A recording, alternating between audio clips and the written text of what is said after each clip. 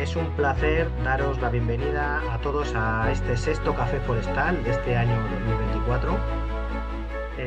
Como viene siendo habitual, queremos destacar que esta sesión cuenta con el respaldo del Distrito Retiro del Ayuntamiento de Madrid a la Asociación de Ingenieros Técnicos Forestales. Como hemos dicho, este es el café número 6 de este año, es el número 103 desde que empezamos con esta iniciativa y el de hoy lleva por título Cómo prevenir el riesgo de incendios forestales con el uso térmico de la biomasa y ver un caso de turismo regenerativo en la Sierra de Madrid, el MH más Bosque. Queremos expresar nuestro agradecimiento a todos vosotros por vuestra presencia y especialmente a nuestro ponente de hoy que queremos presentar a continuación. Nuestro ponente es Antonio Gonzalo Pérez, es ingeniero técnico forestal, máster en dirección de empresas por el IE y máster en dirección estratégica en marketing por ESADE, máster en inteligencia artificial por el IA. Además, es CEO de Monte Holiday Ecoturismo, vicepresidente de la Asociación de Turismo Rural de la Comunidad de Madrid, secretario de la Asociación de Campings de Madrid, vocal de la Federación Española de Campings y además es propietario forestal y pertenece a la Asociación de Propietarios Forestales de Madrid. El objetivo del Café Forestal de hoy es compartir un caso práctico para conocer los procesos, la tecnología y los costes de la sustitución de combustibles fósiles con biomasa forestal procedente de la interfaz urbano-forestal. Os voy a explicar cómo podéis interactuar con el Café Forestal de hoy. Tenéis un botón de preguntas y respuestas, que cualquier pregunta o cuestión que queráis trasladar a Antonio la vamos a poner ahí y al finalizar su charla se la haremos llegar. Tenemos también un botón de chat para cualquier cosa que queramos comentar con el resto de asistentes o con la organización del café. Si tenéis alguna cuestión que nos queréis trasladar, pues lo tenéis que hacer ahí. Vale, para ser ordenados, lo recordamos bien, ¿eh? Preguntas y respuestas para temas con Antonio y en el resto, pues vía chat. Y bueno, os recordamos que la jornada está siendo grabada y que podéis participar también de viva voz con el botón de la manita. Tenéis una manita ahí y veremos que tenéis la mano levantada y en ese momento os permitiremos activar vuestro audio, o sea, vuestro micrófono, perdón. Y dicho esto, vamos a poner una encuesta para ver en qué estáis trabajando, cuál es vuestra situación laboral y nada, os dejamos 30, 40 segunditos y en breve pues vemos los resultados.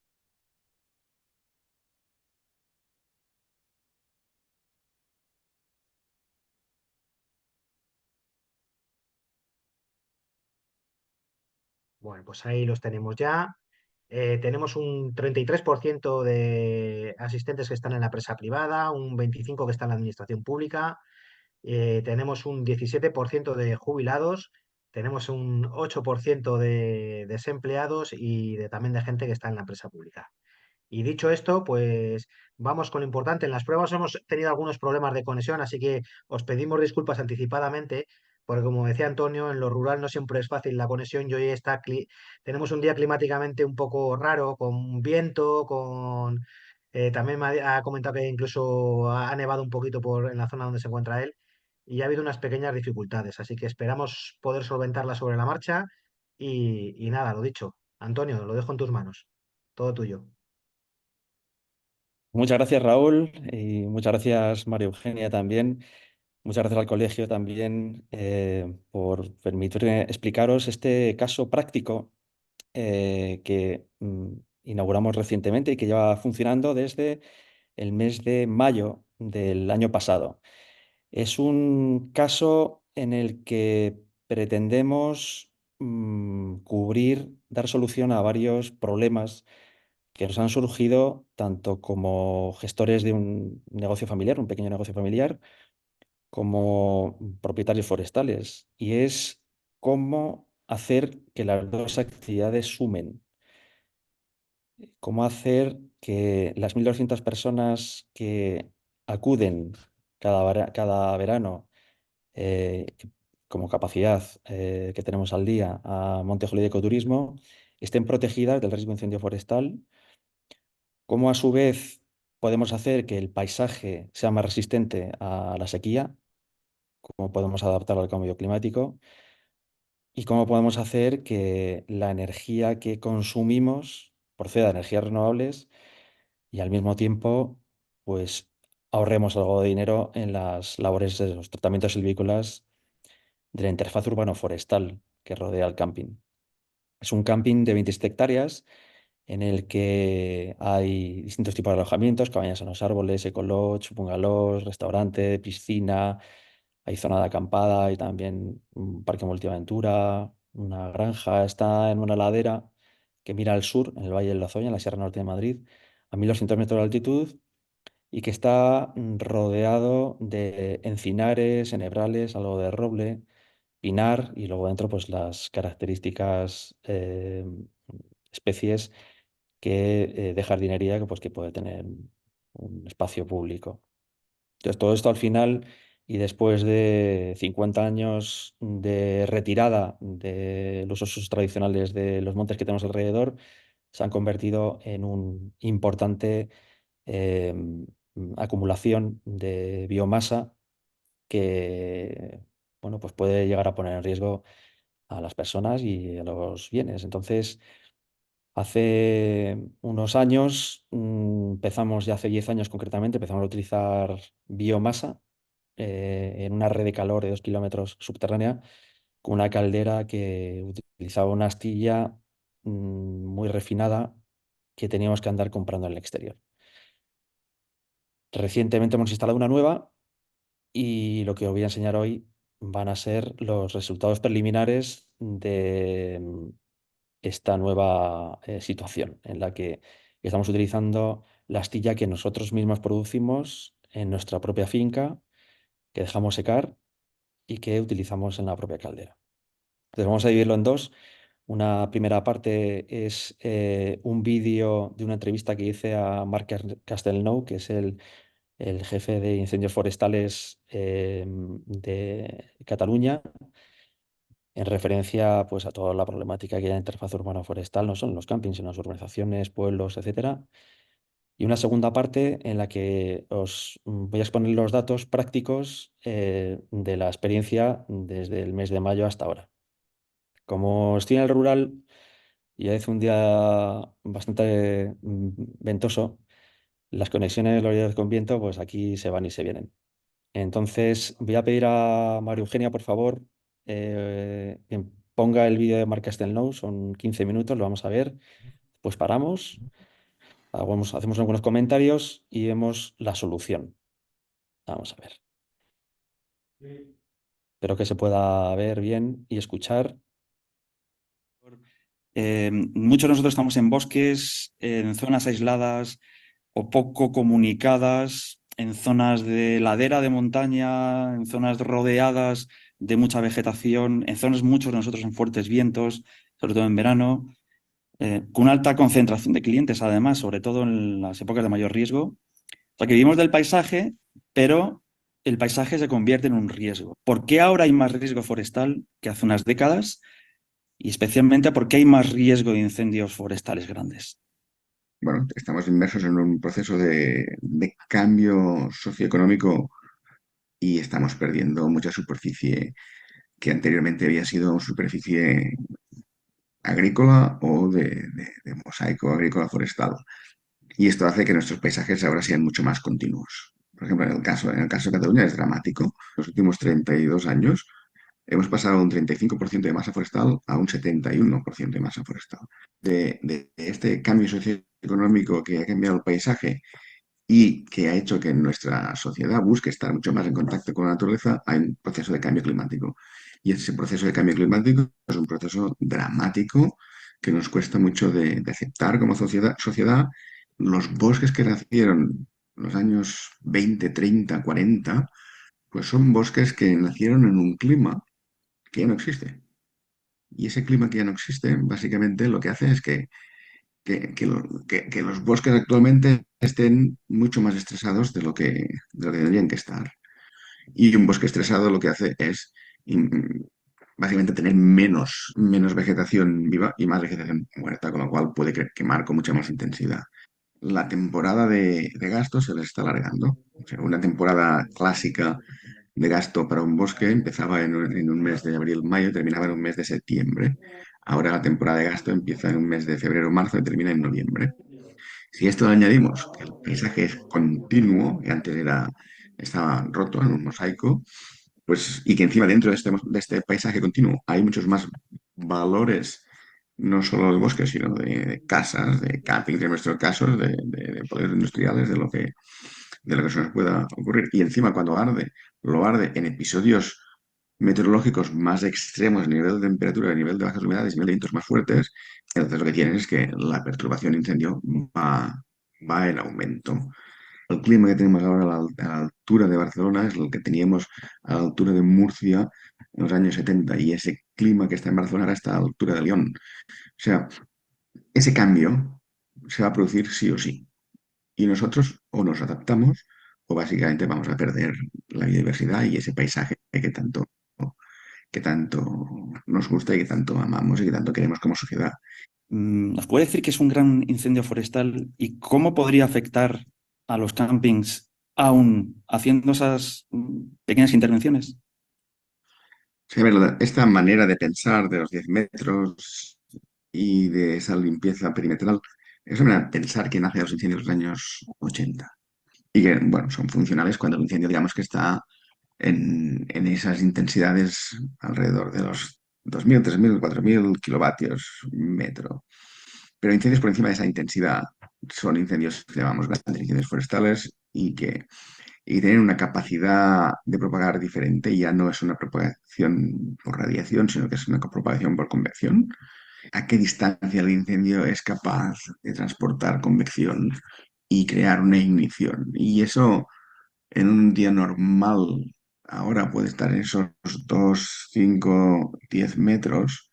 Es decir, que el incendio puede saltar esa, esa discontinuidad que habéis creado, pero hay incendios que lo están generando tranquilamente alrededor de 600, 800 metros. Quiere decir que el incendio no va a reconocer una discontinuidad de esa anchura. Es decir, si se encuentra con una zona de cultivos de 600 metros de ancho y al otro lado hay bosque, el incendio llegará y básicamente tendrá la capacidad de transportar ese calor suficiente al otro lado de la discontinuidad para crear una ignición. Estos incendios cambian la manera de entender. Son pocos, sí, son el 1,2% de los incendios que tenemos en estos momentos en España. Pero ese 1,2% de incendios convectivos está quemando casi el 89% de la superficie que se quema en España. Estos incendios actuales dependen de la carga de combustible, no de esa continuidad de combustible. Cuando tú tienes incendios que son continuos, rápidos e intensos y entran en una zona donde hay múltiples valores a defender, una zona de interfaz urbano-forestal, que son incendios donde nosotros como sociedad somos combustible de ese incendio, somos energía en ese incendio. Y ese es el drama que hace que como sociedad empecemos a defendernos nosotros de los incendios, cuando en principio se trataba de defender el bosque del fuego.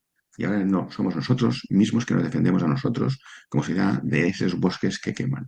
En el 2017, en Chile, en Portugal, en British Columbia, en California, nos dimos cuenta de que esos incendios con alta energía podían generar procesos diferentes. Es decir, podían acoplarse a la atmósfera, cambiar la atmósfera y generar lo que llamamos tormentas de fuego, nubes de tormenta de fuego, que lo que hacen es expandir el incendio caóticamente a velocidades brutales. Si nos fijamos, los incendios de octubre de 2017 en Portugal son incendios que estaban avanzando a 14.000 hectáreas hora, llevándose por delante de pueblos enteros. Y al final son episodios que terminan con la muerte de muchos civiles. La única manera que tenemos de evitar estos incendios forestales ya no es creando discontinuidades. Este es el problema viejo. Y no me entiendan mal, o sea, con la discontinuidad vas a poder gestionar esos 98-99% de posibles incendios. Pero el incendio que es definitivo, el que te va a poder pasar por encima, es ese raro y escaso. Y ese raro y escaso no depende de la continuidad, depende de la carga. Que si comparas un bosque antes de quemar y un bosque después de quemar, básicamente lo que faltan son los combustibles finos, es decir, las hojas, las ramillas y especialmente pues el material fino seco. Entonces hay que cambiar nuestros combustibles para que eso no sea posible. Es tan simple por ejemplo, estaba en el incendio de Montroig del Camp del 2007, que quemó, entró en un camping y quemó unos cuantos bungalows. Básicamente, el principal propagador de ese incendio es el seto de ciprés, de cupressus, es un combustible que propaga mucho. Si ese mismo seto, en lugar de ser de ciprés, hubiese sido de madroño, no hay ese problema. Para vosotros el problema de la incendio forestal es la carga. ¿Cuánta carga disponible de combustible fino tiene tu instalación para que el incendio pueda propagar? Muchos de nosotros tenemos tuberías perimetrales con mangueras cada 50 metros de alta presión, extintores, bombas, pero ¿qué hay de las zonas de alrededor? Las zonas perimetrales que van más allá de esos 600, 800 metros que hablábamos. ¿Cómo puede un camping influenciar para que los terrenos que hay alrededor reduzcan esa carga de combustible? En un incendio forestal es un proceso, digamos, que no entiende esas propiedades y que es un proceso que sí que entiende de conectividad. Entonces, la posición de tu camping estará, en función de dónde esté y en función del régimen de incendios que tengas en tu zona, estará más o menos bien colocado, pero dependerá de cómo esté de gestionado ciertos trozos de paisaje. Tendríamos que encontrar la manera de invertir, de gestionar o de facilitar actividades en esas zonas que al final, en caso de incendio, van a tener impacto sobre cómo me va a impactar a mí el incendio. Puedo invertir en prepararse para aguantar el impacto o puedo invertir para que ese impacto no exista.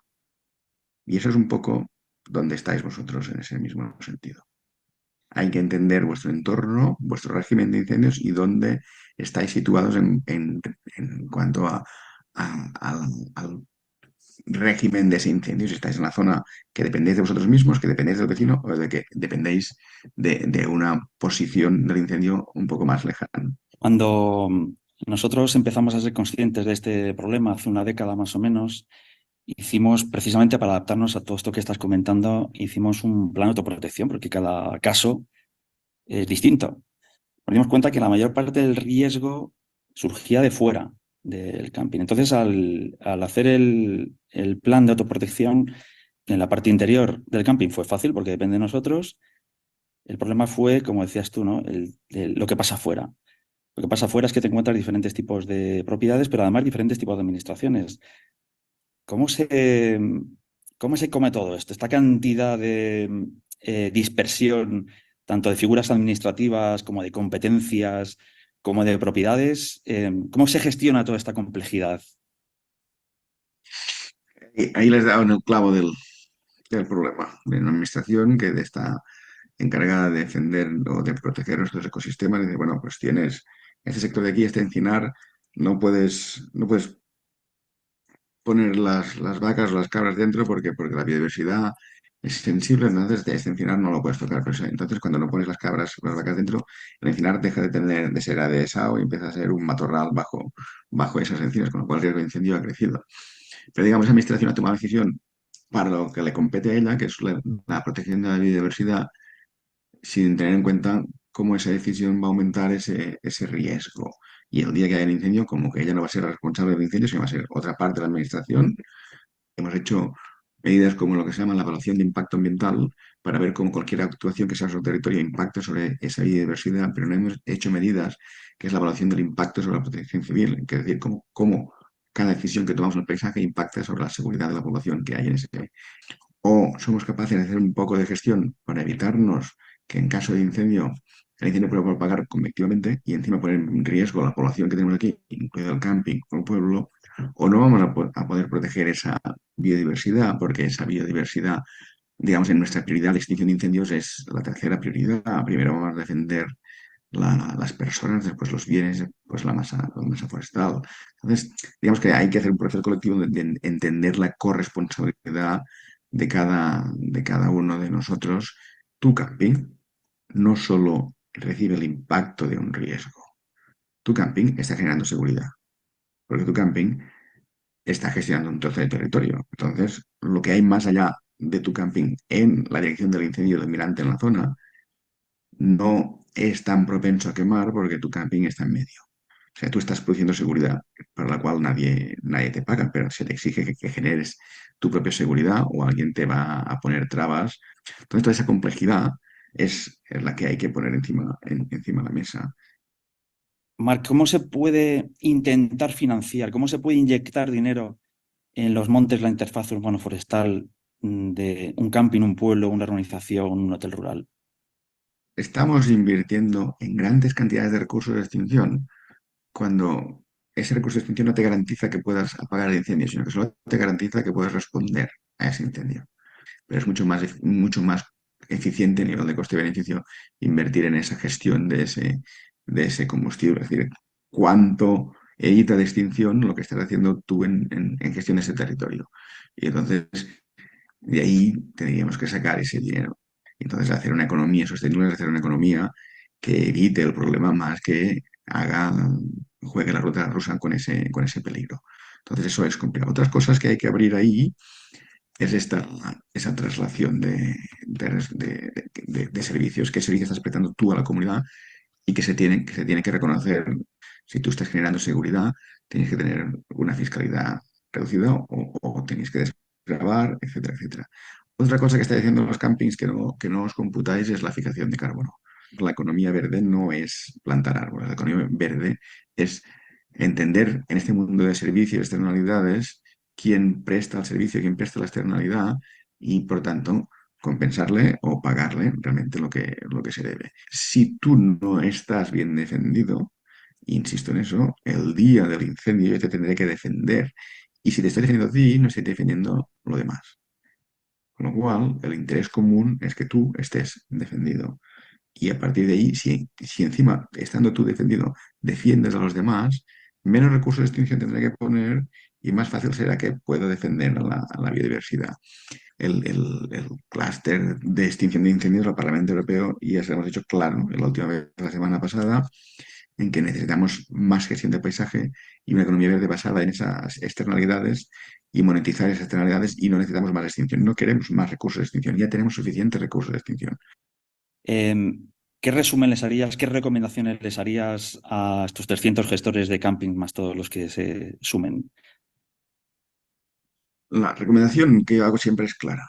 Hay que entender que estamos en una realidad diferente, que los incendios no son los que tenemos en la cabeza, que son incendios convectivos que pueden generar tormentas de fuego y que en ese proceso cada trozo de territorio tiene un impacto sobre sus vecinos. Los campings no solo son actividad del tercer sector en cuanto a generar una economía de turismo, sino que también son parte de esa economía de seguridad. Y como parte de la economía de seguridad tienen que invertir, pero también tienen que recibir el servicio que están prestando a su entorno. Y ese es el reto que tenemos en los próximos años, en poner el conocimiento que se tiene y las herramientas que ya existen en garantizar que ese camping es seguro, pero está aportando seguridad a su entorno y sobre todo está garantizando que en caso de intervención sea una zona segura y una zona que permita mantener la biodiversidad de su entorno, que al fin y al cabo es la razón por la cual tenemos un camping en ese espacio. Pues muchas gracias, María Eugenia. Vamos a ir poniendo el siguiente vídeo en el que vamos a explicar el intento de solución al detalle. Perfecto. Básicamente lo que decimos es cómo intentar inyectar al monte que nos rodea, porque al final, si hay que hacerlo, pues hay que buscar la financiación. Explicamos ahora rápidamente en este vídeo la solución tecnológica. Esto es un monte que lleva 50 años sin gestionarse. Es un monte que lleva 50 años acumulando biomasa forestal, encinas, pinos, robles. El límite en el que los bomberos, según datos de los propios bomberos, son capaces con todos los medios posibles aéreos y terrestres de apagar un fuego son 10.000 kilovatios por metro lineal, que correspondieron a unas 10 toneladas por hectárea. Es decir, que estamos hablando que tenemos 6 veces más de lo que un cuerpo de bomberos con plena capacidad de medios podría llegar a pagar. ¿Nuestro objetivo cuál es? Poco a poco ir reduciendo esa carga. ¿Para qué?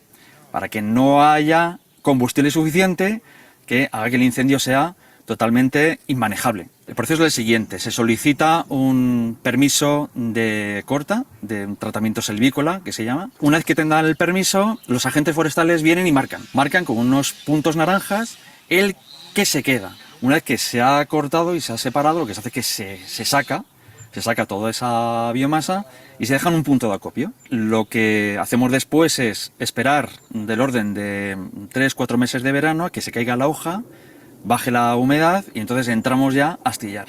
Una vez que hemos volcado la astilla en el silo, lo traemos hasta aquí por este tornillo sin fin que nos trae la astilla a la cámara de combustión. Una vez que tenemos la astilla en la cámara de combustión aproximadamente a unos 800 grados, lo que hacemos es que sacamos la ceniza procedente de la combustión de la astilla por este tornillo sin fin al exterior, a un pequeño contenedor donde esa ceniza luego es repartida y devuelta al monte. Una vez que ese calor se ha transmitido mediante este intercambiador a la instalación, a las tuberías, lo que hacemos es que lo almacenamos en estos dos tanques que están entre 60 y 80 grados y de ahí distribuimos a toda la instalación, a las piscinas, a los alojamientos, bar, restaurantes, ciudades, etc. Como habéis visto, la astilla que utilizamos y que procede de los tratamientos silvícolas, de las masas forestales que tenemos alrededor, se utilizan para producir energía renovable, que a su vez reduce el riesgo de incendio en el medio y largo plazo en Monte Holiday Ecoturismo. Vale, fenomenal. Pues María Eugenia, si me puedes poner la presentación. Hasta ahora lo que hemos hecho ha sido definir el problema, lo ha definido además un bombero, yo creo que bastante bien. Eso hemos dado eh, una pequeña píldora de la solución y ahora vamos a entrar en el detalle de la instalación. Creo que te ha llegado la presentación ya, María Eugenia. Antonio, ¿Me dame lo un segundo porque confirmas? Y si no, pues estoy la pongo abriéndolas. yo. Dame un segundo porque la estoy abriendo, Ah, vale, vale, muy bien. ¿vale? Y me va a llevar como un minuto y Vale, medio. Un segundo. pues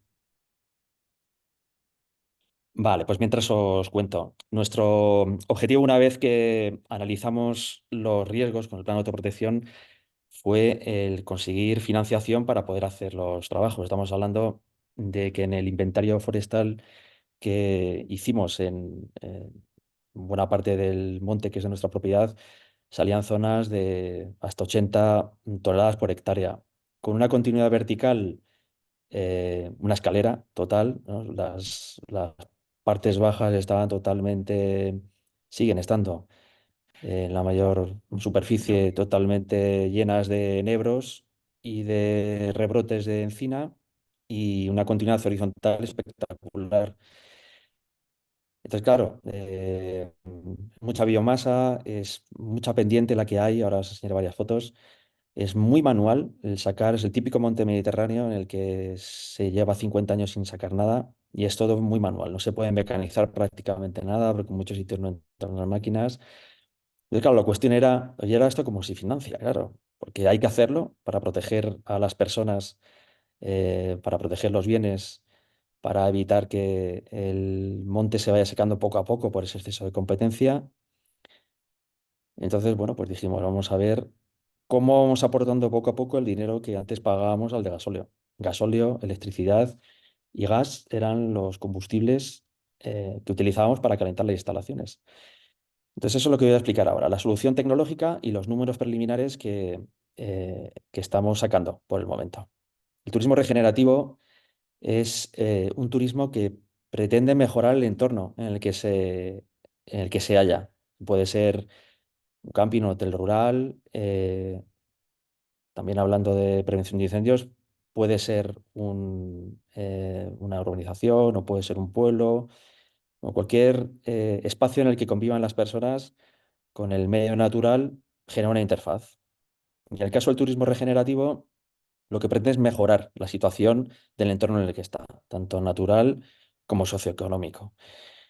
Entonces, dentro de ese concepto, lo que es el envoltorio, nuestro proyecto MH más Bosque lo que pretende es reducir el riesgo de incendios forestales, adaptar el bosque al cambio climático y utilizar una energía renovable para, para sustituir todos los combustibles fósiles que utilizamos antes. Aquí podéis ver los medios habituales pues, que tiene camping, muchas urbanizaciones tienen medios distintos que obliga la ley, en la mayor parte de los casos, tuberías perimetrales. Para que os hagáis una idea, el camping tiene 27 hectáreas. Claro, perimetralmente son muchos kilómetros de tubería de 90 milímetros, con 8 atmósferas de presión que tiene. Hay bies, ese cuadrado que hay ahí, tiene una manguera dentro, cada 50 metros hay uno. Luego tenemos distribuidos por dentro más bies, más mangueras, también hay extintores, también tenemos un pequeño equipo con una bomba autónoma de 500 litros. En fin, todo esto estaba claro en el plan de autoprotección, que es lo que teníamos que poner, porque está legislado, además. Y además depende de nosotros. Los conatos que ha habido hasta ahora siempre ha habido gente, porque siempre hay gente. Entonces, si tienes cerca los medios de extinción, pues es relativamente fácil. El problema que vimos con el plan de autoprotección fue que el riesgo estaba fuera, como comentaba en el vídeo. Aquí podéis ver en la parte del plano de la derecha, abajo del todo en naranja está el camping, esa es la superficie del camping, abajo, y luego el resto es el resto de la finca, son 250 hectáreas en total. Em, Todo eso que veis desde ahí, desde donde está señalando María Eugenia con el puntero, hasta la parte más clarita amarilla de arriba del todo, hay 500 metros de desnivel, una mm, pendiente bastante grande, de más del 30% y con unas densidades pues, superiores a las 80 toneladas por hectárea. Bueno, os he dicho, estamos en la Comunidad de Madrid, al norte de la Comunidad de Madrid, en el Valle de Lozoya. Aquí veis la ubicación justo al norte, en una zona muy bonita dentro del Parque Nacional Sierra de Guadarrama. ¿Puedes pasar, María Eugenia, a la siguiente, por favor? Bueno, entonces, ¿qué hicimos? Pues dijimos, bueno, vamos a actualizar el plan de autoprotección, que lo hicimos el año pasado, y vamos a actualizar el proyecto de ordenación del resto de la finca. Pero haciendo de la siguiente manera. El proyecto de ordenación va a depender del plan de autoprotección. Primero renovamos el plan de autoprotección y el proyecto de ordenación lo adaptamos a lo que nos decía el plan de autoprotección que había que hacer para proteger a las personas y al bosque, evidentemente, y por tanto a la biodiversidad. Entonces, este enfoque, hablándolo con varios colegas, pues algunos me habéis dicho, "Ojo, pues mira, pues un enfoque distinto y novedoso, ¿no?". Claro, si cada urbanización, si cada pueblo, si cada camping, cuando vaya a hacer su plan de autoprotección, son los proyectos de nación los que tienen el entorno que se adaptan al plan de autoprotección, ya hay una coherencia. Hay una coherencia entre las políticas y acciones a tomar para prevenir los incendios forestales y las políticas forestales de los montes públicos o privados que hay alrededor. Eh, claro, habitualmente estas dos áreas, por lo que yo he podido experimentar, tienen poca relación, aunque muchas dependen de la misma consejería. Entonces, lo que se trata es que haya un documento en el que hay una correlación, hay una suma de fuerzas. Así lo hemos hecho. El proyecto de ordenación ahora mismo está en vías de aprobación, se presentó pues, en junio del 2023 y lo que pretendíamos con esto pues, era abrir una vía de coherencia, ¿no? En todo este lío que comentábamos antes con Marc Castelnau. ¿Puedes pasar la siguiente, por favor, María Eugenia? Vale, pues una de las cosas importantes que nos decía el plan de autoprotección es el nivel de riesgos. Esos trazos negros que hay justo en el centro es el perímetro del camping. Ahí se ve muy bien en la línea naranja de la izquierda. La línea naranja tiene un contenido, una línea blanca. La izquierda del todo es una línea alargada, eso es. Es una carretera, la carretera que va a Lozoya, la parte de Rascafría, la parte alta del valle. Que luego hacia abajo y luego hay otra que va hacia Gargantilla, Lozoya. En este mapa de riesgos se cruzaron varias capas. Una de ellas es el histórico de incendios, que normalmente está ligado a las carreteras.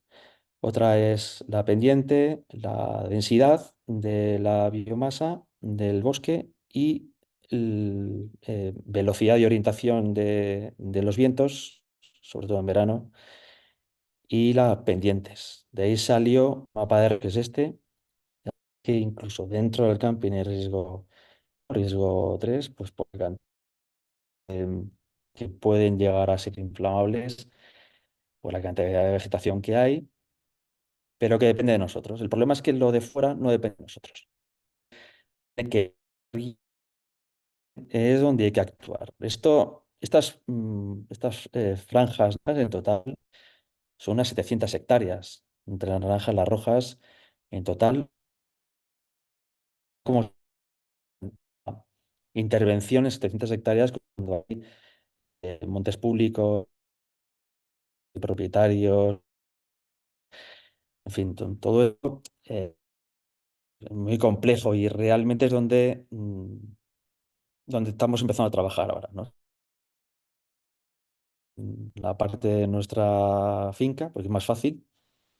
Este año está haciendo 30 hectáreas que rodean y son importantes porque están dentro de la interfaz, de las que rodean el camping. El año pasado hicimos 10 y así sucesivamente hasta que consigamos generar pues, por lo menos las 200 toneladas al año más o menos que hoy por hoy para producir 500 megavatios hora estamos necesitando.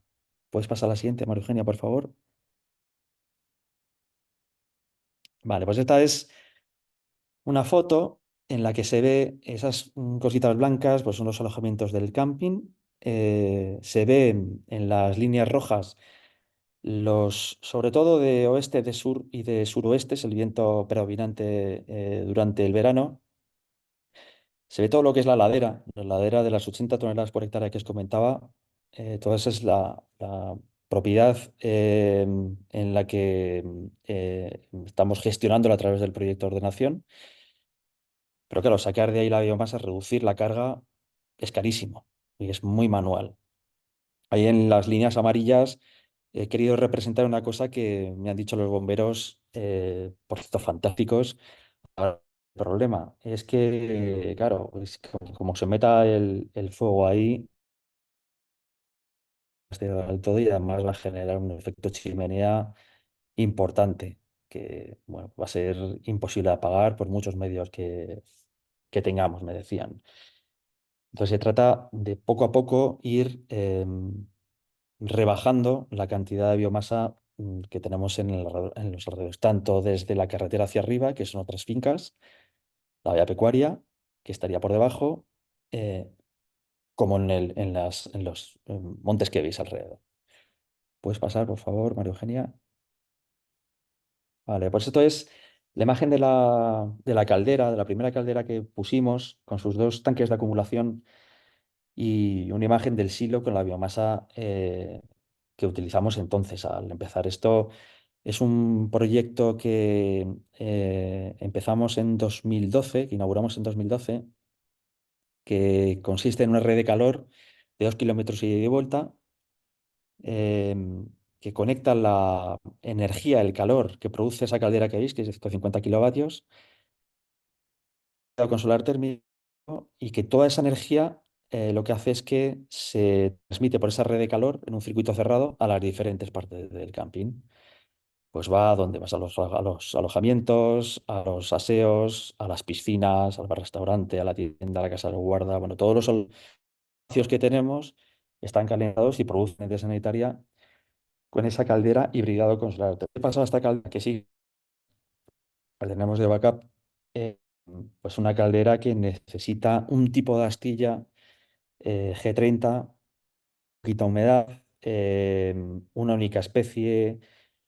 Bueno, generaba una serie de limitaciones y contribuía, puesto que había que cargar, no contribuía a reducir que tenemos alrededor, a inyectar dinero en el monte que tenemos. Lo cual, opción ideal, porque aunque con este sistema producimos energía renovable y a un precio más bajo que cualquier otra, al final no conseguíamos lo que pretendíamos, que era pues, proteger del riesgo de incendios forestales el camping entero y proteger el paisaje también.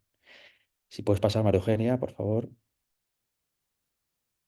Vale, pues aquí podéis ver en esta foto aérea un poco la instalación, todos esos líneas punteadas es por donde va la red de calor, las zonas que calienta, en el centro, en el círculo del centro, ahí está la caldera con el silo. Desde ahí lo que hacemos es que calentamos el resto de las instalaciones, lo que comentaba antes. Y de los alojamientos para arriba veis un poco pues, la situación del monte, como está, eh, en la que bueno, pues pretendemos hacer gestión forestal adaptativa. Estamos em, quitando competencia a los árboles entre ellos para dejar los que están en mejor estado, porque se nos está secando. Calculamos que tenemos como un 10% aproximadamente de los árboles secos, secos seguro, con estrés hídrico, seguro que pues muchísimo, porque es un terreno con mucha pendiente al sur y un suelo bastante malo, muy pedregoso. Una vez que entramos en el monte, lo que hacemos es meter ganado, tanto vacas con de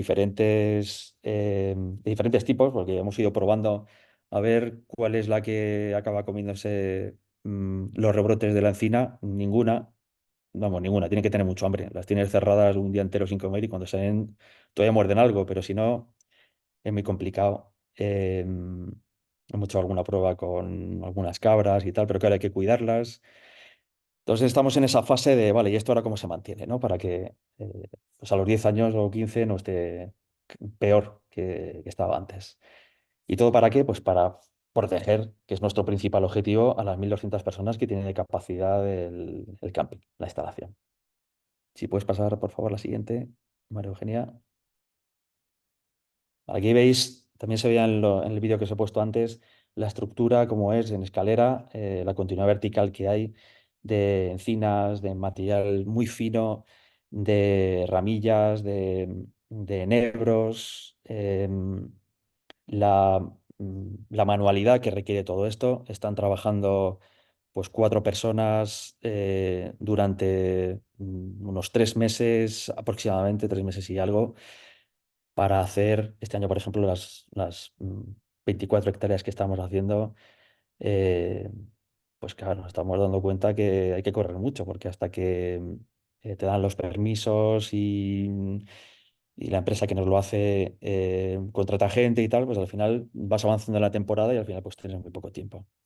Entonces, lo que hacemos en las labores normalmente es cortar, es una vez que selecciona los pies y las ramas, los forestales, claro, pero no derramamos prácticamente y no quemamos.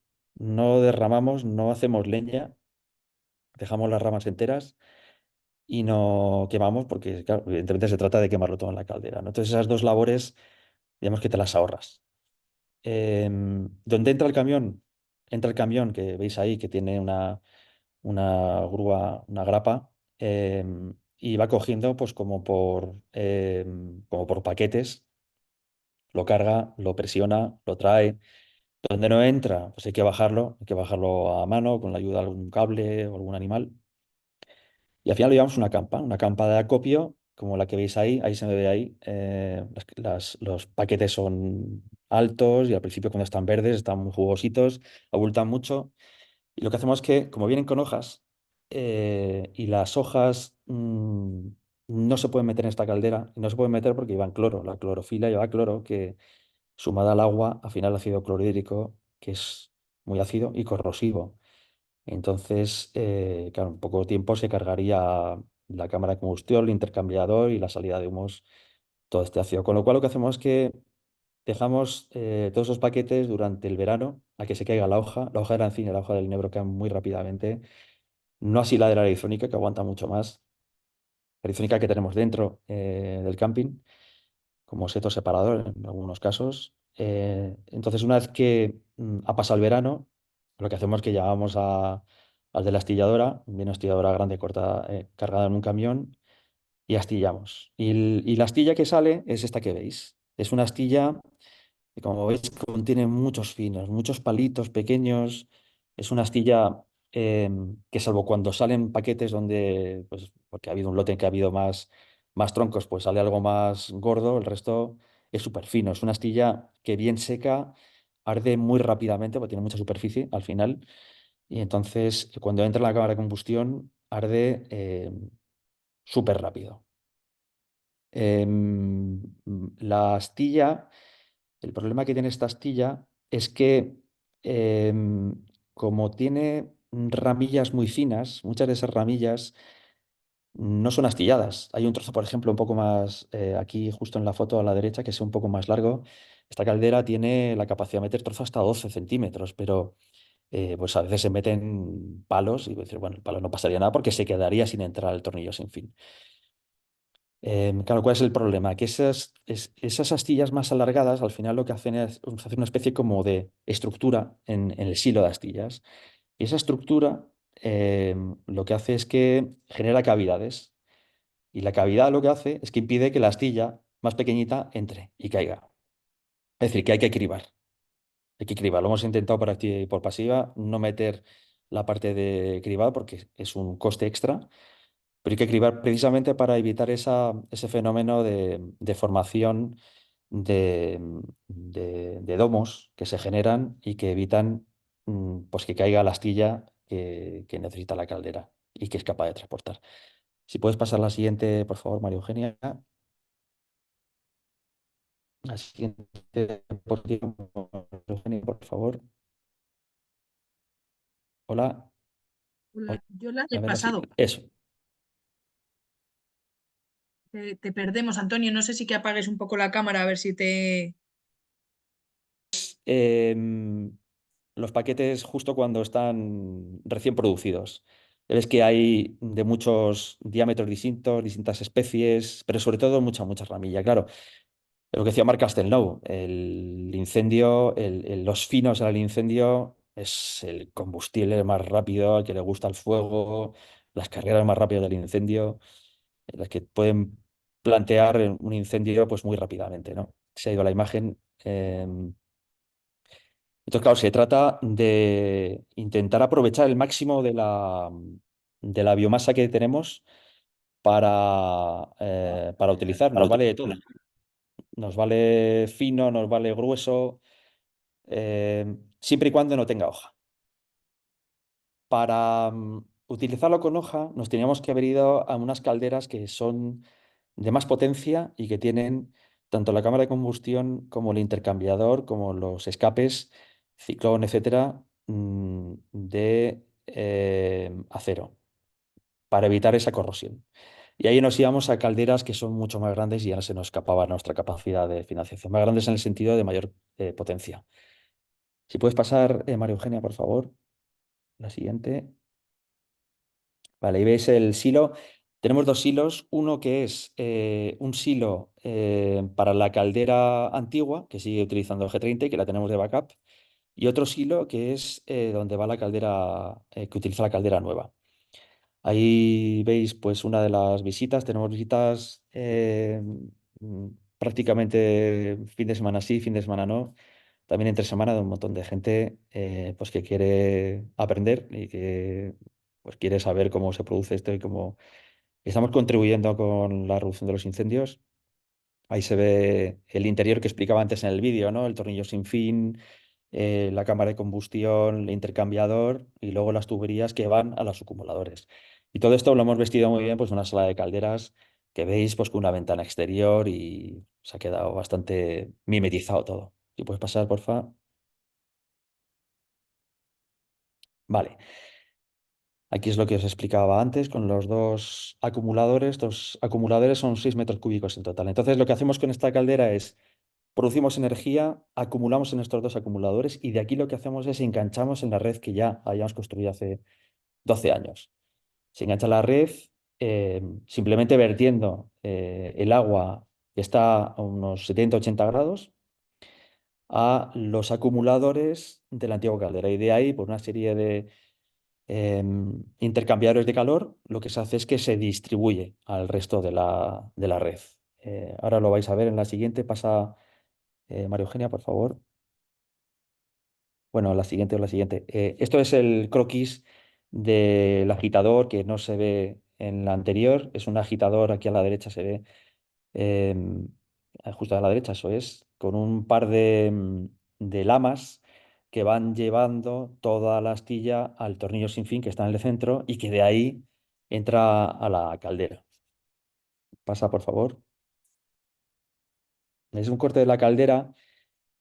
Os he querido enseñar este corte porque primero se ve la entrada de la astilla, como veis, por la izquierda pues está enseñando María Eugenia. Luego llegaría a una rotoválvula, esa rotoválvula antes del siguiente tornillo sin fin, lo que impide es que haya un retorno del gas o un retorno de la llama. Y además tiene una cuchilla que permite el corte de esos trozos grandes que os hablaba antes, de hasta 12 centímetros, que a veces pasan, para que la entrada del combustible a la caldera sea lo más homogéneo posible. Entonces, ¿qué es lo importante de esta caldera? Esta caldera, en este corte, se ve que hay en la parte de abajo, se ve que hay unas líneas, esa es, toda esa de ahí, es una parrilla móvil. Una parrilla móvil es como si fuera las cadenas de un tanque. Es una, es como una especie como de cadena que se va moviendo y que nos permite quemar todo tipo de especies con todo tipo de humedades. Hasta si entra con alguna piedra o arenas, también es capaz de gestionarlo. Entonces, lo importante para el combustible forestal, sin mezclado o sin grandes complicaciones a la hora de homogeneizarlo, es que la caldera esté adaptada al combustible que se tiene. Si alguno de vosotros está planteando la posibilidad o directamente o una empresa o como consultor de instalar una caldera de este tipo, lo importante es ver qué combustible tenéis primero.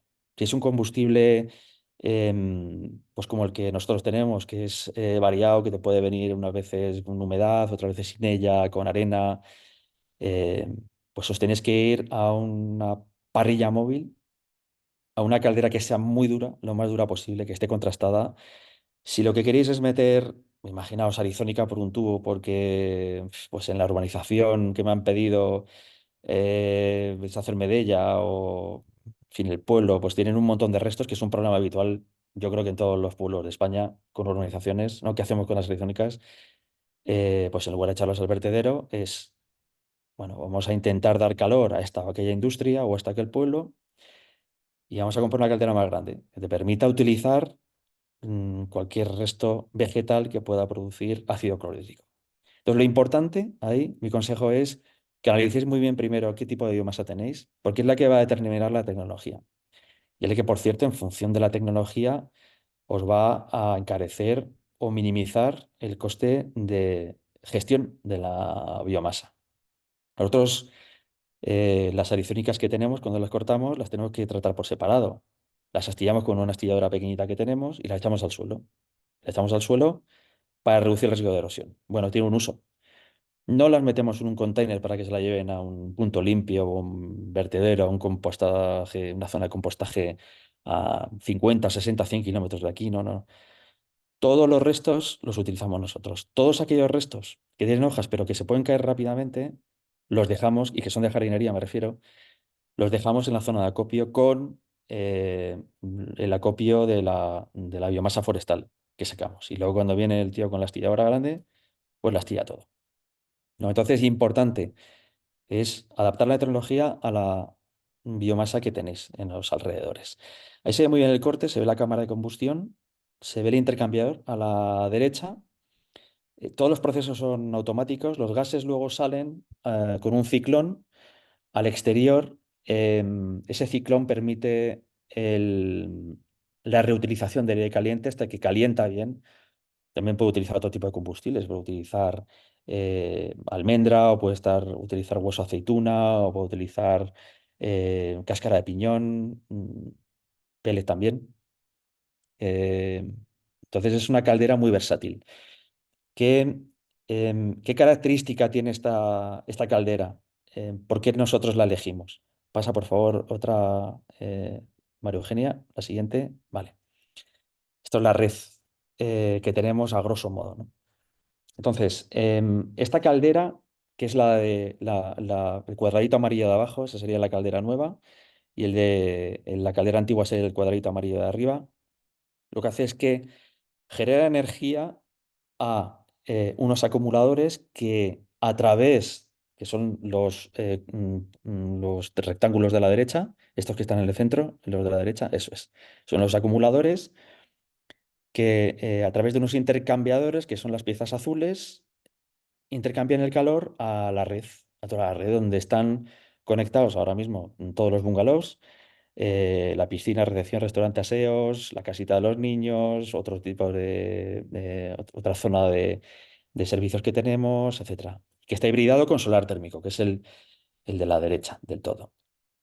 Entonces, em, ¿esto qué es? Esto es un sistema de control domótico de toda la instalación.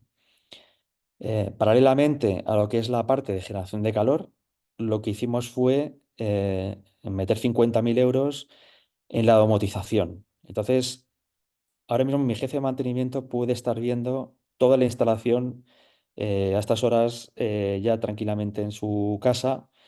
Puede estar viendo y manipulando la instalación de forma remota, de tal manera que si hay una alarma, hay un fallo, por ejemplo, en una de las bombas de impulsión, pues puede poner la otra a distancia o puede cambiar los parámetros de instalación, o sea, de funcionamiento de temperatura de la red. A esta red, además de motorización, le hemos sumado el resto de los motores, de sistemas de control que tenemos en la instalación. Pues, ¿qué hemos sumado? Hemos sumado el sistema de control de pH, por ejemplo, de las piscinas, o el de cloro, o podemos regular la temperatura de la piscina a distancia también. O podemos saber cómo está funcionando la EDA, la estación de depuración de aguas residuales, saber el oxígeno que tiene en el primer vaso, saber el caudal que está saliendo por el caudalímetro, el caudal que está entrando por el contador principal.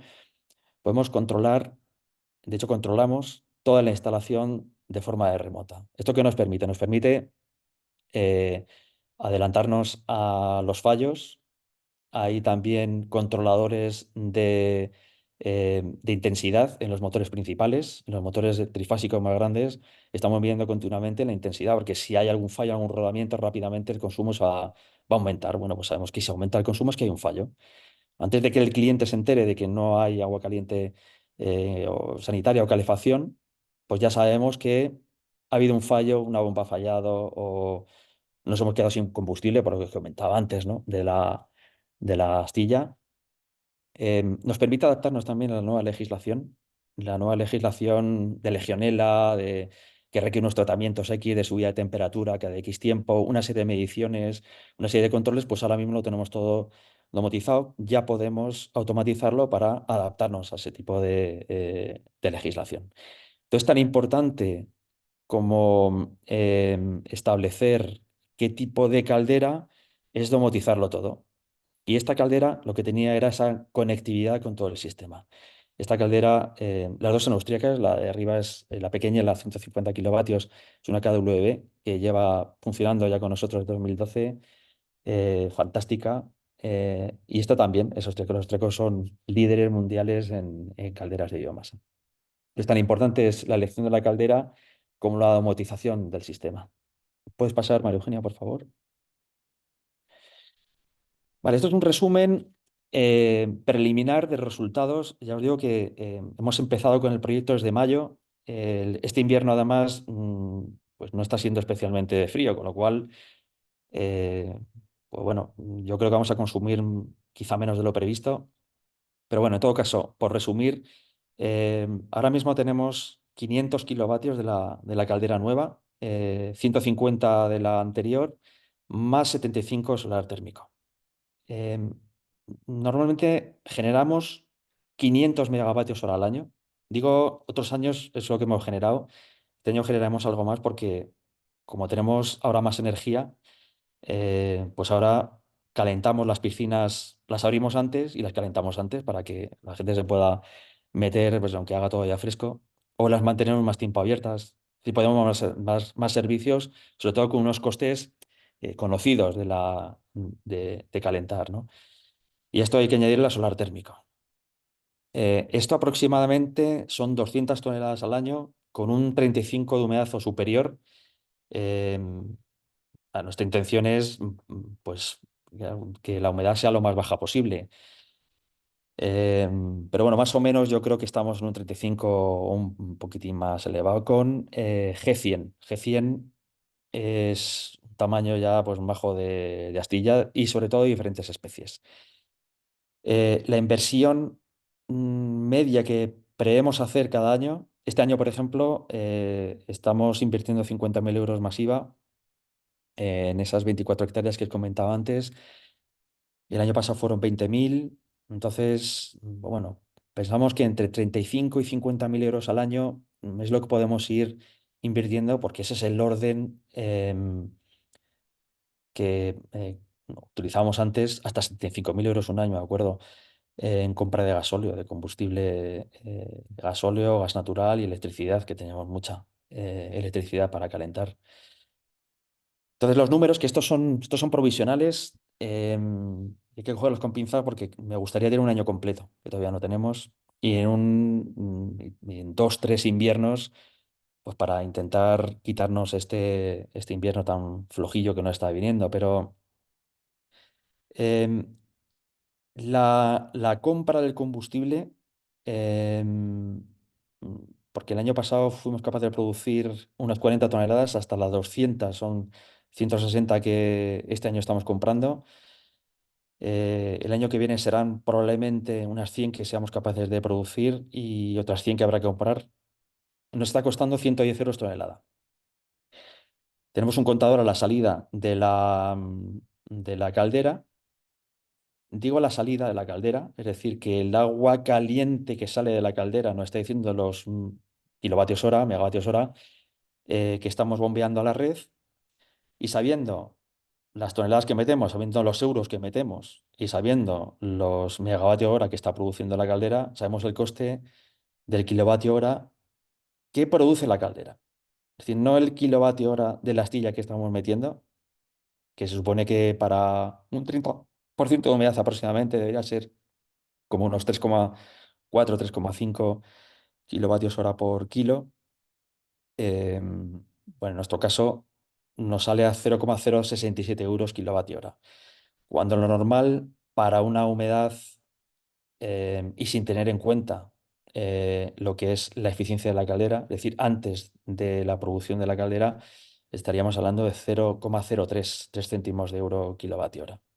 La caldera tiene una eficiencia, cuando el combustible es bajo en humedad, digo bajo en humedad, pues un 20% por ahí, tiene una eficiencia para astilla del 93%.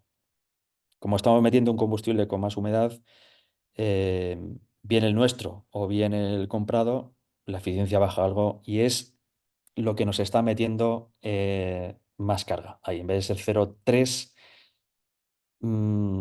más la eficiencia, pues tenemos 0,067 contando ya la pérdida de calor producida por el funcionamiento de la caldera. Vale, ahí la cuestión era, y esa siempre ha sido mi caballo de batalla, ¿vale? Pero por cada kilovatio hora que yo saque del monte, ¿esto cuánto me va a costar? ¿No? El coste de tratamiento. El coste del tratamiento en vez de llevarlo a toneladas.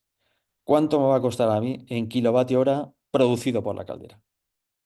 Claro, porque al final los kilovatios horas que la caldera produce son los kilovatios hora que el cliente se beneficia de ello, ¿no? Es realmente el coste al que nosotros podemos pensar en hacer inversiones, como un balneario, un spa, aumentar a otra piscina. Claro, tenemos que saber ese precio del kilovatio hora a cuánto es. Entonces, el precio del kilovatio hora cuando compras es más sencillo de saber.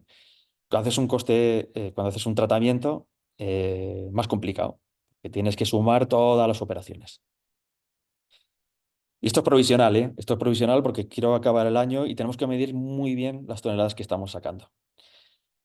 Calculamos que puede estar en esta cifra más o menos, 0,28 euros por kilovatio hora.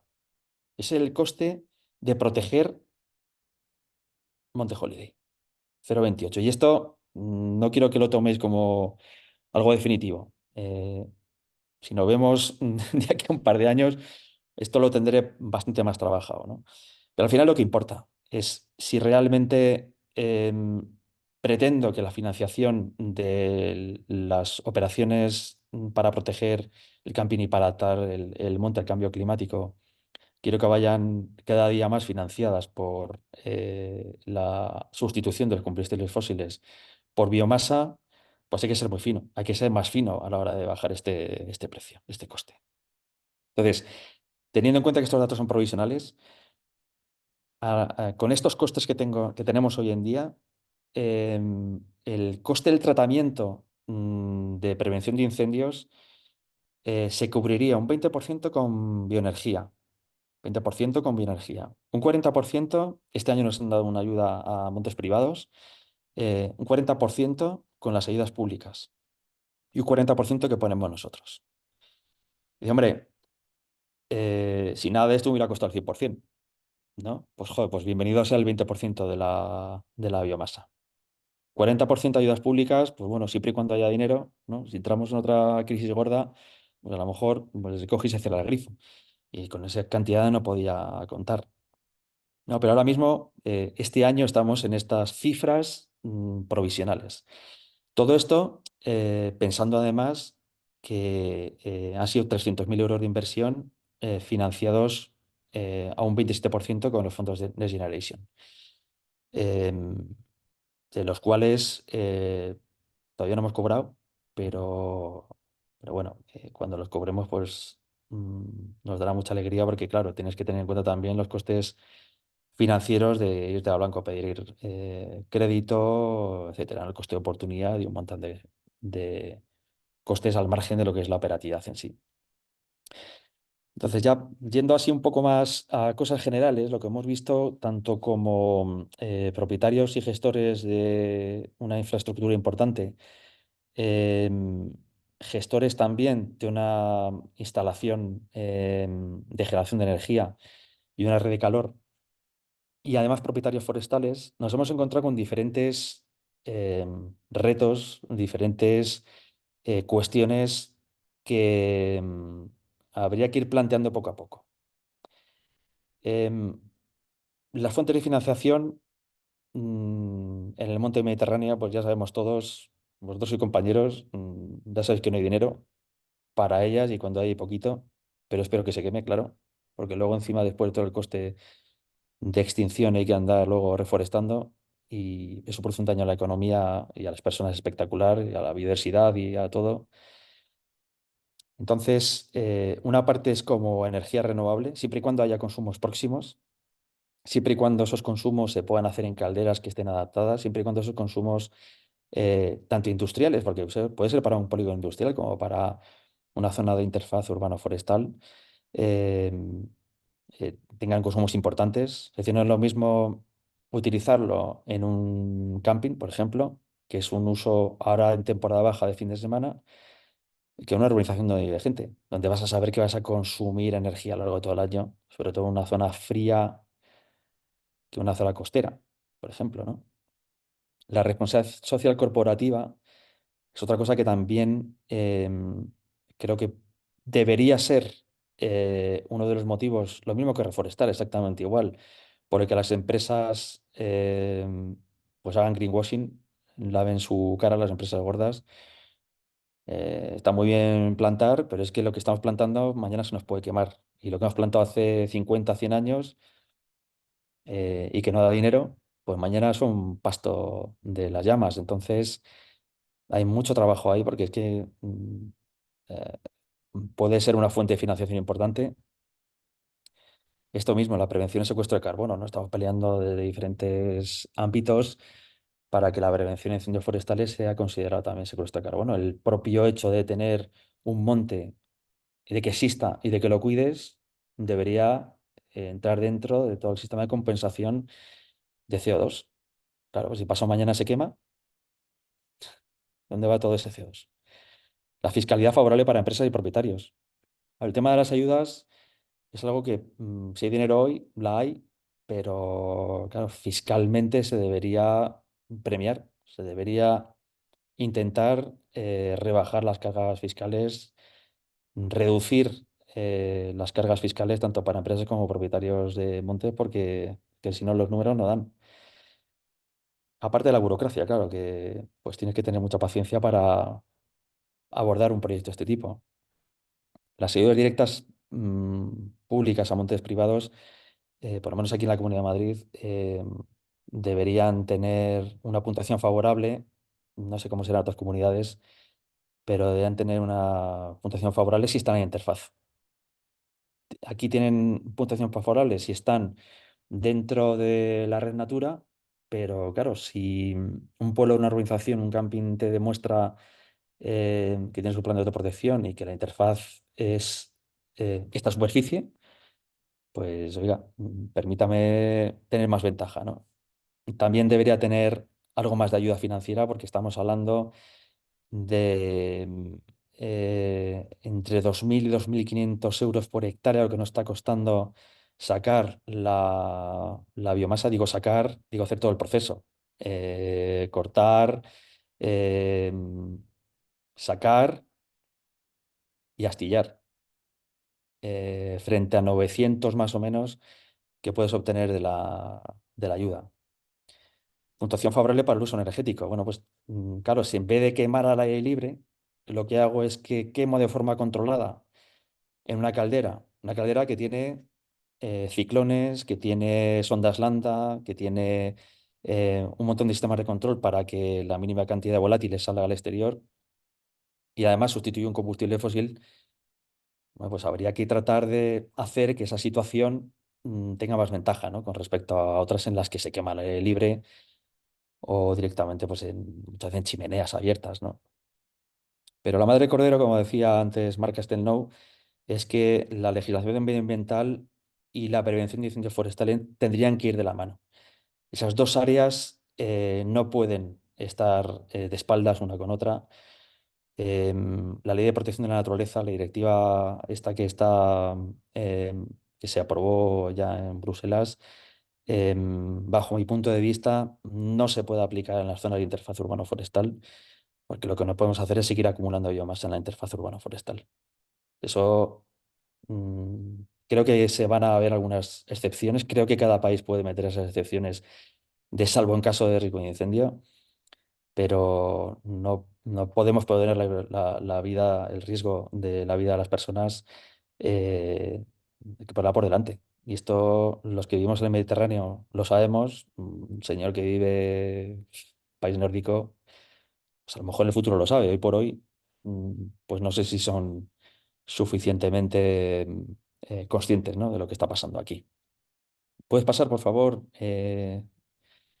Vale, pues ahora ya acabando. Estas son las dos empresas que nos han hecho una mano, Sernatur, en la parte selvícola y Aparsol en la parte industrial. Es un compendio de diferentes disciplinas. La verdad que es un proyecto muy bonito porque no solo está la parte forestal pura silvícola, sino está la parte industrial y la parte luego de cómo colocar esto en el mercado, ¿no? La parte de gestión turística para hacerlo viable económicamente.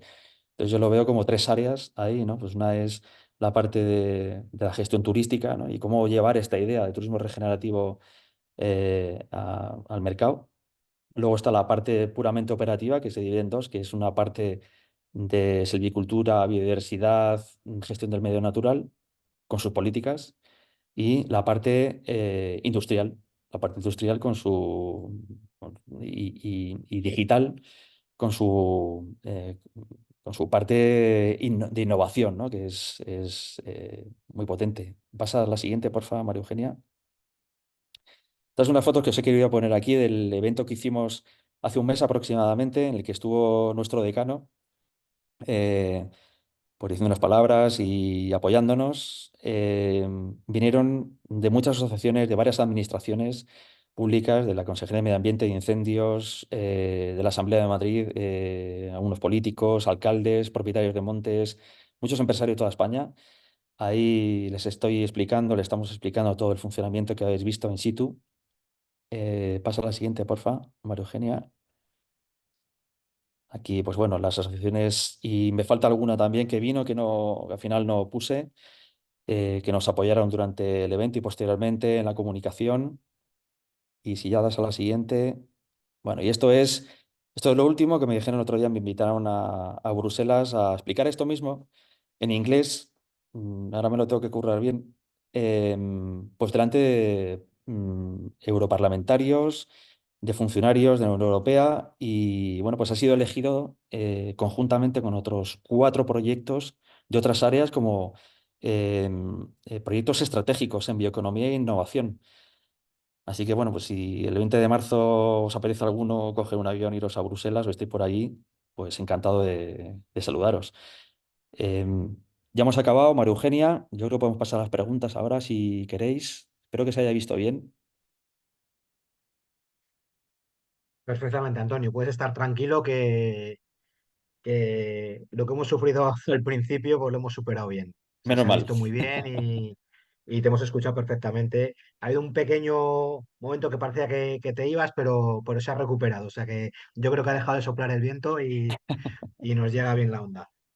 Pues bueno, tenemos un par de preguntas. Yo quería también, bueno, antes de nada, darte las gracias, Antonio. O sea, nosotros ya tuvimos la oportunidad de ver tu camping en una asamblea general del colegio, creo que fue en 2016, en el que creo que estabas empezando con esto. Conocimos esa caldera, la antigua que llamas ahora, que para mí ya era toda una novedad, y la astilladora, y vimos el proyecto piloto que había de recogida de astilla de la mano de Asenfo, también En Rocibela, sí. que ha arrancado ahí. Y veo que sigues ahí en la brecha y cada vez mejor. Una cosa que creo Gracias. que es importante incidir es bueno, que además de la prevención de incendios y de defender tu negocio, vamos a decirlo así, eh, pues estás generando una actividad económica interesante en la zona. O sea, no sé si se puede traducir en puestos de trabajo concretos, pero sí jornales, seguramente, que gente que bueno, pues que está haciendo una actividad económica gracias a iniciativas como la que tú estás teniendo, que creo que es un bien para toda la comunidad, o sea, para toda esa comarca en la que estás, que pues que necesita de este tipo de cosas, ¿no? De estas iniciativas que pues en lo rural no siempre es fácil. Efectivamente, hay muy poca población aquí, es muy difícil fijarla porque la gente evidentemente suele cobrar más, hay más oportunidades laborales, entonces la gente joven tiende a marcharse. Estos son 4 trabajadores durante unos 3 meses, 3 meses y medio, más o menos, del trabajo todos los años. Claro, es muy intensivo, sobre todo para una zona en que los pueblos, el tamaño medio de los pueblos está en 400, 500 personas.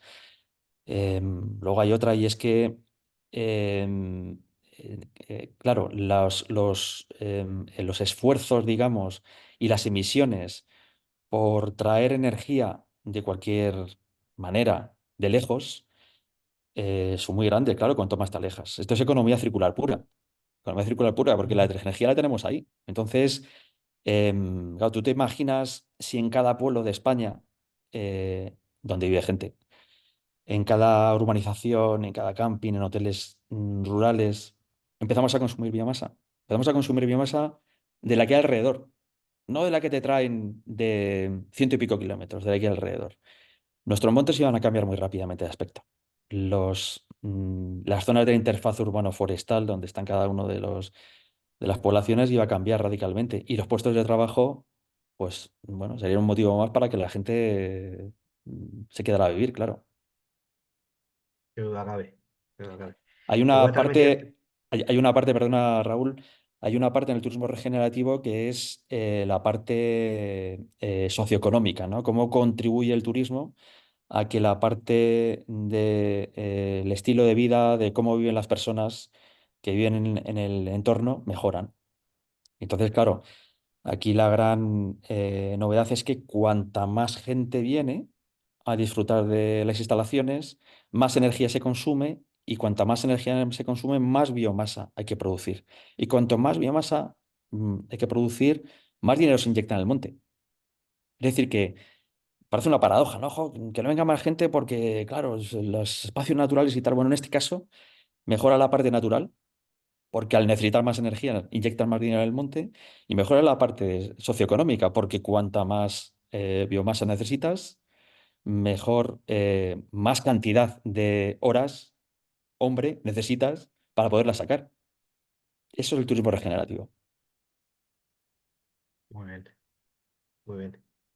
Te voy a transmitir, bueno, dos preguntas que nos hace José Manuel Soto del Pico. Bueno, en primer lugar te pregunta de quién es la propiedad colindante al camping, si hay algún problema o has tenido algún problema con ellos, y quién asume el coste de esa gestión. Ya esta pregunta la puso antes de que pusieras las cifras económicas, que ya hemos visto bueno, que os encargáis vosotros de esa inversión, pero no sé qué relación hay con la propiedad, si es pública, si es privada y si os dan facilidades La para mayor ello. parte de la propiedad que hay alrededor es nuestra. El camping forma parte de una finca de 250 hectáreas. Entonces hemos empezado por ahí. Dentro de la zona de interfaz urbano-forestal tenemos una parte que es vía pecuaria, que es pública, luego otras fincas que son más pequeñas de otros propietarios y un monte de utilidad pública pues un poquito más arriba. Entonces hemos empezado por la parte más fácil y que es en la que nosotros podemos influir. De ahí que hiciéramos un proyecto de ordenación hace ya bastantes años, que lo actualizáramos y que esta vez lo actualizáramos en función del plan de autoprotección. Sí, hemos empezado por ahí porque es la más sencilla, pero claro, no es fácil las siguientes, ¿no? Entonces, en vías pecuarias, ¿qué hemos hecho? Bueno, pues hemos ido a la parte del servicio de incendios forestales, que han trabajado fantásticamente. Han dicho, ah, sí, tengo el plan de autoprotección aquí. Pues sí, oye, nosotros creemos que esto. Vale, pues en la zona de vía pecuaria, ellos mismos con fondos públicos han intervenido. Han intervenido en reducir esa cantidad de biomasa. Es una franja que en la vía pecuaria, que supone que está pastada, cada vez menos, crece la vegetación y es poca cosa. El problema es intervenir en los innumerables fincas que hay separadas de diferentes propietarios o intervenir en un monte de utilidad pública en el que es muy difícil entrar, es muy difícil acceder, es muy difícil. Ahí tienes que convencer a la administración de que destine recursos, tienes que convencer a los propietarios privados o de que me dejen entrar. Claro, son muchos. Entonces al final tienes que ir uno por uno pidiendo permiso, tendrás que ir luego pidiendo a la administración que marque y luego, claro, el coste de esas intervenciones, porque son trocitos separados. Si uno me dice que no, pues pasa a la siguiente finca, pero eso no lo puedes hacer. O sea, eso lleva un trabajo administrativo pues muy gordo. Por eso decía Mark Castelnau en su intervención, dice, ahí la has dado. Ese es el problema principal. Esa dispersión de propiedad, esa dispersión de administración, esa dispersión hace que al final, pues digas, "Bueno, esto es muy complicado, pues mira. Pero en este caso, como se trata de proteger la vida de las personas, adaptar el monte, pues hay que hacerlo. Muy bien. La verdad que es un tema muy interesante el de la propiedad forestal y el cómo gestionarla en casos de infraestructuras críticas, ¿no? Como puede ser un camping, como puede ser pues cualquier otra infraestructura que pueda haber cerca del monte y que necesita de tener esa autoprotección. Bueno, pues ahí hay que ahondar, Efectivamente. ahí hay que trabajar. Efectivamente. Claro, es que hablando con los bomberos, normalmente esto lo entienden la primera, hablándolo con la parte puramente forestal o diversidad, que evidentemente pues tiene que pasar todo también por ellos, ellos siempre me dicen, bueno, sí, te entendemos, pero lo que pone en la ley y lo que pone en la ley, ¿no? Vale, pues ¿qué hay que hacer? Pues hay que convencer a los políticos para que la ley se adapte a la nueva situación que tiene todo el arco mediterráneo, en este caso España, o la Comunidad de Madrid, o la Comunidad de Levante, la que sea, a la nueva realidad de los incendios forestales y alinear la legislación de protección de la naturaleza con la protección a las personas. ¿Dónde? En la interfaz urbano-forestal. Es el concepto. Entonces, por eso los planes de autoprotección son tan importantes, porque deben ser la guía. Yo cuando vaya a Bruselas suelo decir a los europarlamentarios, claro, es que le voy a poner imágenes muy duras de los incendios que tenemos. Me gustaría que este verano vengáis a alguno de ellos y os lo explico tranquilamente, ¿no? Las políticas que sufrimos, yo el primero. En la interfaz, las políticas de protección a la interfaz no valen porque nos están metiendo cada vez más biomasa, ¿no? Entonces, eh, yo creo que tendríamos que empezar por casa, ¿no? Oiga, pues hay que hacer un cambio legislativo en la ley de montes. O hay que hacer un cambio legislativo en la ley de protección de la naturaleza. ¿Para qué? Hombre, para que ponga la excepción de excepto, excepto si hay riesgo de incendio forestal. Excepto si un plano de protección que diga cuáles son los límites de la interfaz urbano-forestal. Excepto porque hay que proteger a las personas. Lamentablemente, hasta que no ocurren las desgracias, no se toman las medidas en muchas ocasiones. Y para eso tenemos que cruzar los dedos, Ya, para pero que esas cosas no lleguen. tarde o temprano llega. Tarde o temprano se alinea a los Sí, palitos, ¿no? como ha llegado en Grecia, como ha llegado en Portugal, ¿no? O hemos visto hace bien poquito en Chile, ¿no? Pues bueno, Efectivamente. incendios pues catastróficos, la verdad. Eso es, eso es. José Manuel nos pregunta también, o te pregunta, dice, ¿qué papel crees que juega el turismo generativo en la promoción de las prácticas sostenibles en áreas forestales?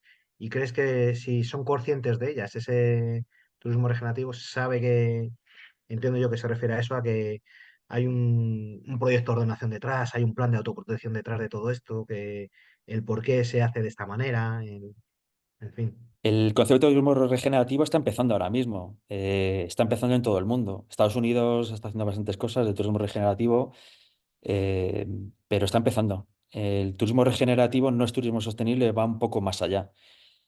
Entonces, la gente no sabe lo que es el turismo regenerativo. Ahora me llaman los periodistas para preguntarme. El turismo regenerativo probablemente en un futuro, en unos años, se conozca tan bien o mejor como el turismo sostenible, que bajo mi punto de vista el turismo sostenible ya está pasado. Entonces, tengo que hacer mucha labor ahora de comunicación y de educación. Em, la labor de educación que hacemos nosotros es a través de los medios de comunicación cuando nos visitan, que si yo se lo explico, o bien, me he puesto, acabo de poner unos paneles ahora en la piscina, cuando estén la gente por allí, pues lo verá. Mira, pues esto a partir de todo un sistema de control mediante un proyecto de ordenación, mediante un control de administración, se aprueba la reducción de la biomasa en estas zonas y nosotros hacemos todo esto para sustituir un combustible fósil. Es decir, el valor es doble, triple, cuádruple de lo que había antes, ¿no? Y por otro lado, nos tenemos que educar a nosotros también, a los técnicos, a los políticos. No es una labor que es un concepto que está empezando y bueno, pues, llevará tiempo, pero hay que iniciarlo. Hay que iniciarlo y hay que empujar. Esto Hay es que un ejemplo. promoverlo, Esto es un ejemplo, ¿no? hay que promoverlo, sí, Eso señor. es. Hay que estar encima de ello. Bien, Mar Antonio Poquet te pregunta, dice Antonio, dice, ¿tienes calculado el ratio kilovatio de energía generado contra superficie forestal tratada para reducir la carga? Y dice, obviamente en tu propiedad forestal. Y luego dice, claro, ese factor cambia en función de primera, segunda o tercera pasada, ¿no? Claro, no tengo el cálculo hecho sobre la superficie, tengo el cálculo, pero está cogido con pinzas, porque esa es la clave económica de todo este asunto. Tengo el cálculo cogido con pinzas, como explicaba antes, por kilovatio hora, perdón, euro kilovatio hora. El cálculo de los tratamientos que estamos haciendo, que hemos hecho hasta ahora, es de 0,28 euros kilovatio hora. Eso es lo que nos está costando. Digo, hay que cogerlo con pinzas porque es muy poco tiempo, hay que coger varios años y hay que medir muy bien las toneladas que están saliendo. Llevamos unos meses, entonces, y el invierno este, como comentaba antes, pues es eh, muy, muy flojo y bueno, me gustaría tener un periodo más largo, ¿no? Pero el coste total del tratamiento con astillado sería ese. Y de ahí se autofinancia un 60% aproximadamente. Digo, cuando digo se autofinancia, digo es que se financia por otros medios que no son el poner el dinero vía bolsillo. Se financia un 20% aproximadamente, 20-25 calculo, con la utilización de la biomasa para energía, un 40% con las ayudas de montes privados y el resto con dinero propio. Estaríamos en eso, más o menos. Cero, que quizá un poquito más bajo. Es que tengo primero que ver más meses y que pase más tiempo. Pero entre 0,25 y 0,28 probablemente anden los tiros. Muy bien. Si alguien quiere participar de viva voz, os recuerdo que podéis levantar la mano y os activamos y podéis intervenir. Mientras tanto, te leo una pregunta o una sugerencia que nos hace José Miguel Sillero, eh, que fue ponente en estos cafés forestales no hace mucho. Ah, muy bien. Además, dice, necesitaríais potenciar proyectos a nivel local por especies. Dice, no solo de la interfaz urbano-forestal, sino de la localidad al completo. planificar y garantizar el volumen de la biomasa necesario para abastecer tus calderas durante un tiempo interminable. Totalmente de acuerdo. Sí, señor. También le has dado en el clavo, es otro de las historias. Hemos empezado por lo que nos era más urgente y más fácil, ¿no? Porque si empiezas por lo más difícil y lo más lejano, es más complicado. Claro, se trata poco a poco de, eh, y ya he conseguido algunos acuerdos, de hablar con los ayuntamientos de los alrededores. Esta mañana, por ejemplo, el Ayuntamiento de Garganta de los Montes me ofrecía algo de sus podas, ¿no? Pues vale. El de Alameda del Valle, que está por aquí cerquita, también, vale. Claro, qué tipo de poda es, cuándo me lo traes, cómo me lo traes, yo me hago de cargo de tanto, tú de tanto. Estamos hablando de podas, no de los montes de alrededor, estamos de podas de jardinería, que el coste de podas de reciclaje de jardinería, que hay que llevarlo a un centro de compostaje que está como a 40 o 50 kilómetros, es muy grande porque transportan aire, ¿no? Pues otra solución también a un problema que existe. Es decir, que al final probablemente la contribución a la biomasa, a los tipos de biomasa, sea muy diversa, muy distinta. Pasado mañana, pues habrá una intervención silvícola en tal o cual pinar, por aquí cerca, y pues a lo mejor llego a un acuerdo con la empresa que esté haciendo el aprovechamiento y yo me quedo con una parte, pues, lo meto en mi campa y lo astillo cuando, o si hay la astilla, a lo mejor puedo traer una parte que tenga corteza, por ejemplo, y que no pueda utilizar pues, para el tablero o para llevar a cualquier otra planta, ¿no? Porque diga, mira, pues como estás al lado, pues me merece la pena traértelo a ti, por tanto. Y que al final yo creo que va a ser un compendio de diferentes fuentes. En algunos casos, porque se lo quieren deshacer, y en otros casos, pues bueno, pues porque están cerca y se van a ahorrar, pues yo qué sé, pues X euros por tonelada, ¿no? Porque estamos más cerca. Entonces eso es lo que quiero ir construyendo efectivamente poco a poco. Primero la interfaz, porque es lo que a nosotros nos protege, primero en nuestra propiedad, después o al mismo tiempo ir trabajando en las otras y cuando ya hemos acabado con toda la interfaz, en el sentido de reducción, de prevención, pues habremos creado una red suficiente de aportación de otras fuentes. Y está todo por hacer. ¿No? Pero el camino, lleváis un camino andado ya muy importante y yo creo que sois un ejemplo, ¿no? Para otros que vendrán detrás también como referencia. En infraestructuras de este tipo y bueno, que estén detrás de las energías renovables, que me consta ya que hay campis bueno, pues con la solar y demás, pues se apuesta mucho, no tanto con la biomasa, pero bueno, hay zonas en las que sin duda va a ser una necesidad o es donde poder obtener y a la vez beneficiar a la comarca y autoprotegerse. Claro, Muy bien. aquí hay dos cosas a nivel económico. Una es, hablando de números, em, la biomasa que salga de la interfaz forestal, esa ya estamos viendo que me va a costar bastante. 0,25, 0,28, ya puedo ser muy fino para bajarlo probablemente 0,25. 0,25 euros kilovatio hora. ¿Vale? Pero estoy invirtiendo en protección de mis clientes, en protección de los bienes, etcétera, ¿no?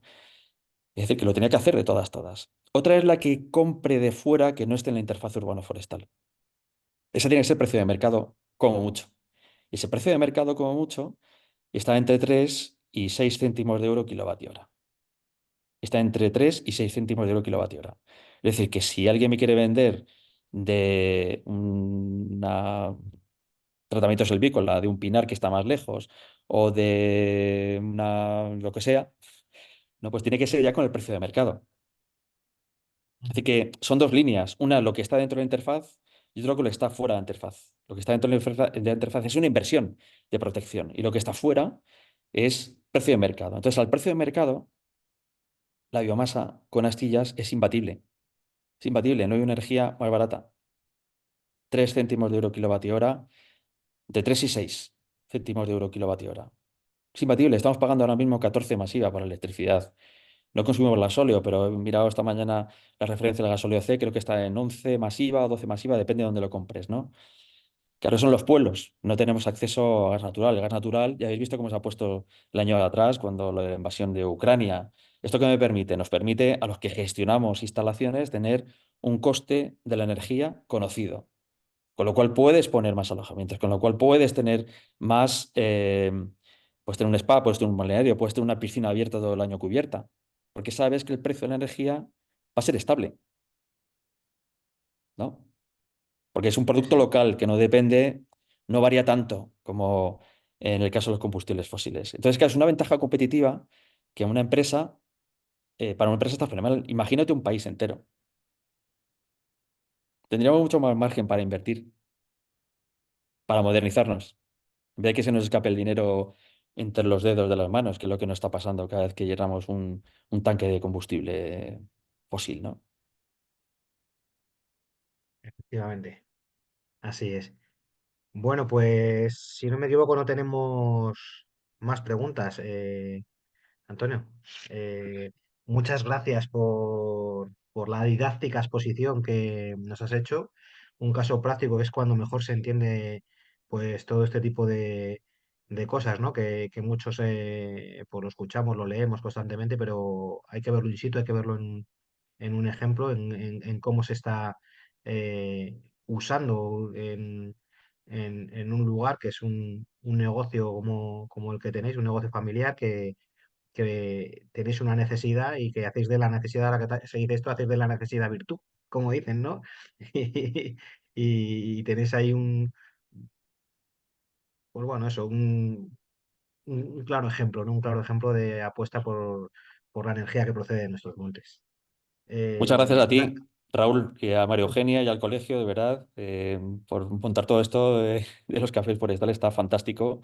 Compartir la experiencia por todos nuestros compañeros, ¿no? Es fantástico. Enhorabuena, de verdad. Muy bien. Y Muchas gracias. estáis invitados, todos los que habéis asistido, por supuesto. Tomamos nota, ¿eh? Eso es, si queréis contactarme, pues a través de Raúl, o si no, os pongo ahí mi correo electrónico aquí en el chat. Si queréis venir por aquí, os lo enseño, fin de semana, entre semana, cuando queráis. antoniogonzola@monteholiday.com. Encantado de enseñarlo y que me contéis también de vuestra experiencia, claro. Muy bien.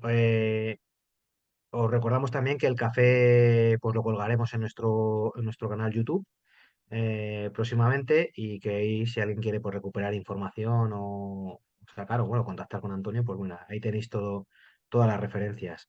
Y nada más, os invitamos el próximo jueves a estar en un nuevo Café Forestal que hablaremos de comunicación dentro del sector con Pilar Balbuena, que estará con nosotros y nada más, que seguiremos. Tenemos ya toda la agenda de marzo cerrada, así que creo que ya la tenemos prácticamente toda colgada en la web, si no estará próximamente. Y lo dicho, nos seguimos viendo por estas redes y continuando con la difusión o divulgación del conocimiento forestal. Un abrazo para todos. Muchas gracias. Hasta Hasta luego. luego. Un abrazo.